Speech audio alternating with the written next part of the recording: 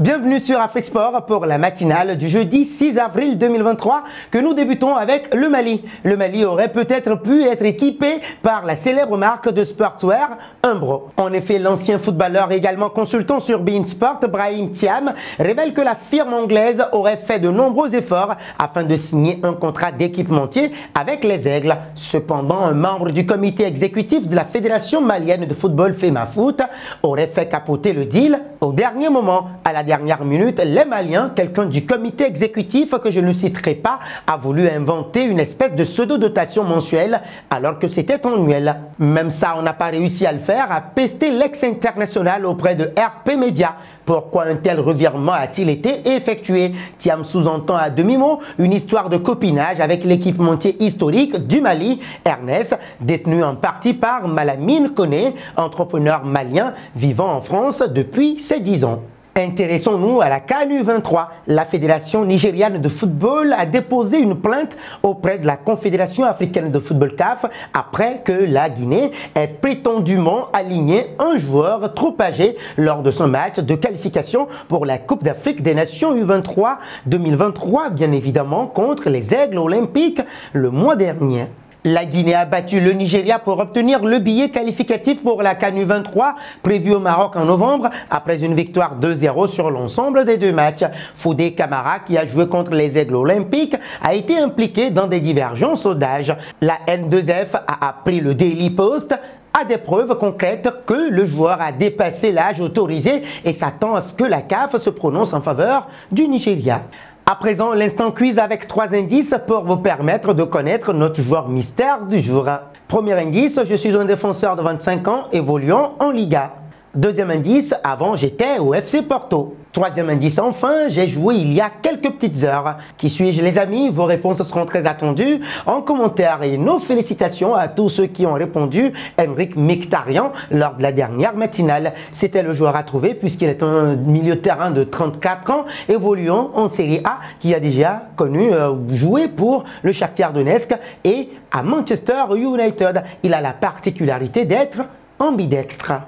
Parlons de la Coupe CAF, en l'absence de la Renaissance sportive Berkane, tenante du titre, prématurément éliminée, et du TP Mazembe, sorti dès la phase de groupe. Le choc de ce tour mettra aux prises l'USM Alger au Phare Rabat dans une affiche qui s'annonce électrique sur fond de tension diplomatique entre l'Algérie et le Maroc. Des difficultés de déplacement sont à prévoir pour les phares, l'Algérie ayant fermé son espace aérien avec son voisin. Parvenu à terminer en tête de son groupe, la SEC Mimosa effectuera un périlleux déplacement en Tunisie contre l'US Monastir, bourreau du TP Mazembe et qui n'a plus rien d'une surprise. Toujours en quête d'un sacre dans la compétition, le richissime Pyramide FC devra se frotter aux Sud-Africains de Marumo Giants qui ont fait forte impression en groupe. Enfin, l'affiche entre Rivers United et Young Africans s'annonce indécise.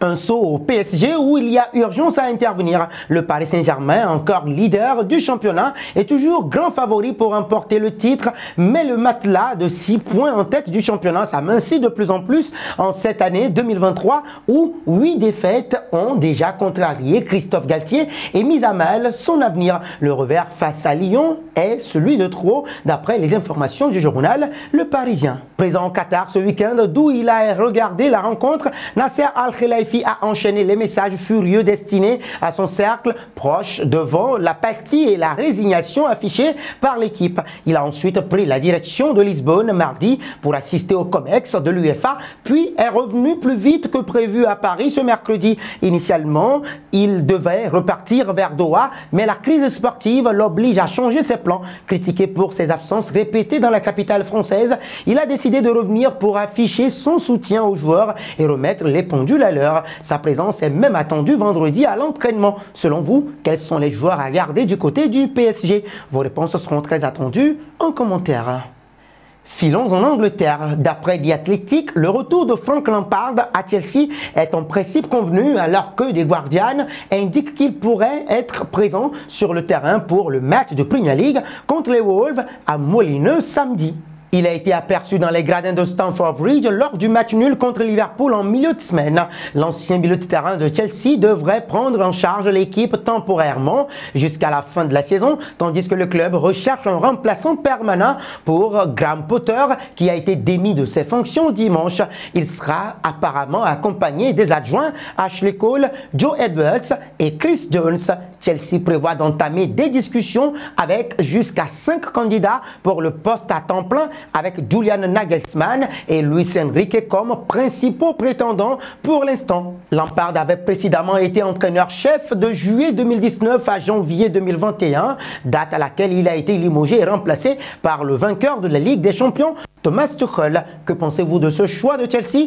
Est-ce vraiment une bonne idée de faire revenir Frank Lampard? Nous attendons vos réactions en commentaire. Terminons en Espagne. Le Real Madrid est en finale de la Copa del Rey après avoir écarté le Barça 4-0 grâce à un triplé de Benzema. Inexistant lors de la première période où il a touché un nombre infime de ballons, le Ballon d'Or 2022 a eu le geste juste au bon moment avec cette reprise d'une extrême intelligence pour Vinicius, 45e plus 1, complètement relancé ensuite. Il viendra glacer le Camp Nou au retour des vestiaires, 50e. Sa participation ne s'arrête pas là puisqu'il transforme un pénalty d'un grand sang-froid, 58e. Il viendra parachever sa performance par un triplé d'un petit piqué. Il faut noter que Karim Benzema a tout bonnement marqué l'histoire. En effet, avec son triplé, il est le premier joueur du Real Madrid à réaliser cette performance de belle facture depuis Ivan Zamorano en 1995. Rien que pour ça, que pour toute l'Espagne du football témoigne de son admiration envers l'attaquant madrilène. D'ailleurs, selon vous, est-il devenu le meilleur numéro 9 des 20 dernières années? Benzema est-il plus fort que Luis Suarez par exemple? Vos réponses seront attendues en commentaire. Et nous arrivons au terme de cette matinale que nous bouclons avec la question du jour. Le Barça a-t-il raté sa saison? Vos réactions seront très attendues en commentaire. Mais en attendant, n'hésitez surtout pas de vous abonner sur Afrique Sport et d'actionner la cloche de notification pour ne rien manquer du football continental et international.